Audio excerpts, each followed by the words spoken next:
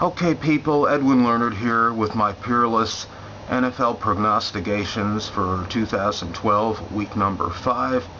First game, Houston over New York Jets. These are obviously two teams headed in opposite directions. Houston, after trouncing Tennessee, looks nearly unbeatable. The Jets, on the other hand, looked lost after getting annihilated by the 49ers 34-0. and outgained 379 to 145 in total yards. The Texans are a dominant team offensively and defensively with very few deficiencies and shouldn't have any problem disposing of the Jets. Is that Tim Tebow's name I'm hearing being called? Will they finally unleash Tim Tebow in this game? Minnesota over Tennessee. I'm having a hard time grasping the Vikings being 3-1.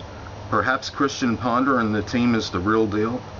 The Titans were riding high after upsetting the Lions last week, but plummeted back to earth in their loss to Houston. Titans running back Chris Johnson broke out for 141 yards last week. He'll need to do that again if the Titans have any hope in this game. The Vikings are at home and playing better. Minnesota with the home win. San Francisco over Buffalo. The 49ers got back on track last week after a demoralizing loss the week before. The 49ers are 8-1 in their last 9 at home and simply have an aversion to losing there. After being crushed by the Pats at home, do they have anything left in the tank to defeat the Niners on the road? It'll be a tough task, I say no. Carolina over Seattle. The Panthers, despite losing last week, looked rejuvenated and did everything except upset Atlanta, amassing 404 yards of total offense, including 199 on the ground.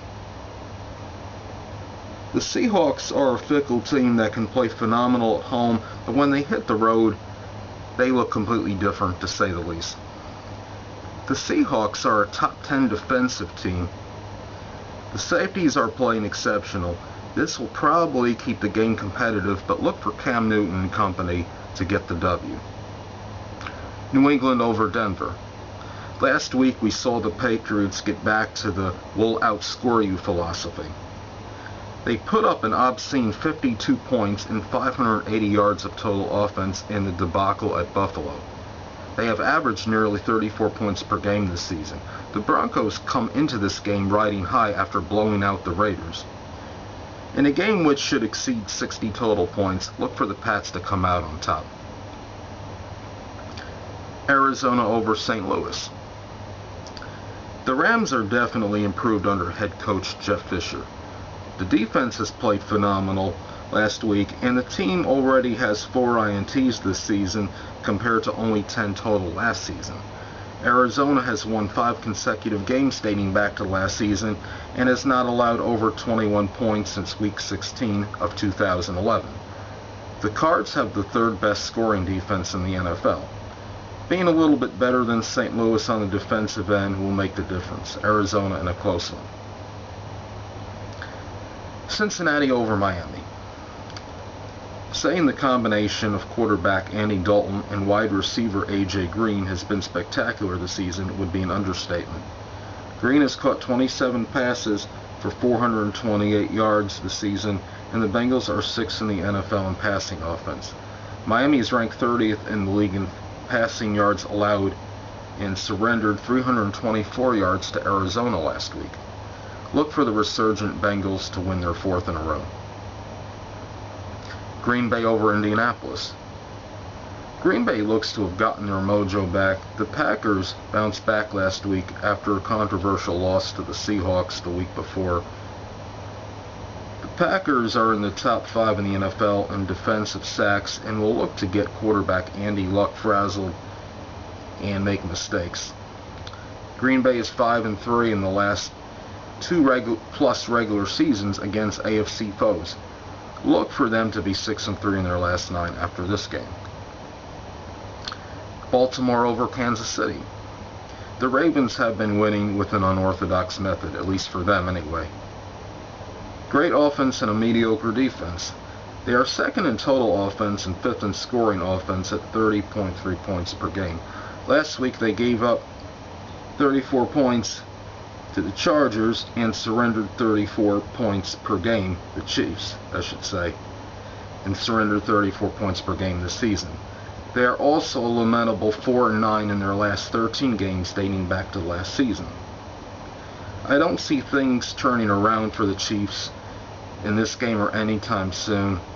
The Ravens get the win. Atlanta over Washington. Atlanta has the uncanny ability to keep winning.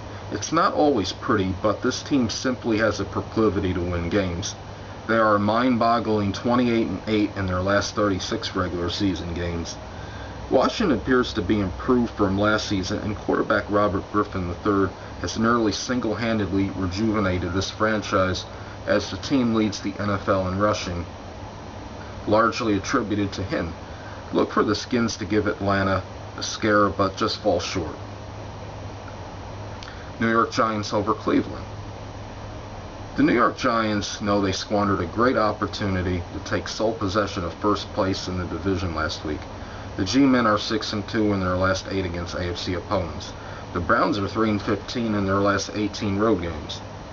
The Giants had an abysmal rushing performance last week against the Eagles, gaining a robust 57 yards on 19 carries. Expect things to change this week. Remember, they're facing the Browns. G-Men win decisively. Pittsburgh over Philadelphia.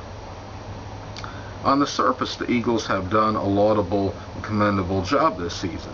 They are 3-1 and are in first place in the NFC East. They have also won 3 games by a grand total of 4 points. The Steelers are simply a team that has not played to their potential this season. I still see them as a dominant team. Steelers safety Troy Polamalu's status is probable. He will likely play and help the Steelers to reach the playoffs this season and will enable them to win this game. New Orleans over San Diego. Have the Saints lost their swagger? The team that is about 3 years removed from a Super Bowl title is now sitting at 0-4 in last place in the NFC South.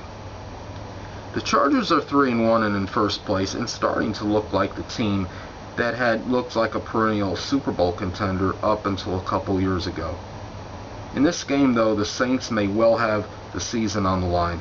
Look for quarterback Drew Brees and company to play with desperation and urgency and a lot of intensity and get the win. Chicago over Jacksonville.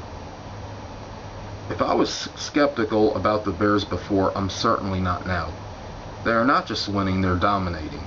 In their 3 wins this season, the average margin of victory has been about 18 points. The Jaguars' offensive line has been pitiful. The offense has been pitiful. They are dead last in total offense and scoring offense.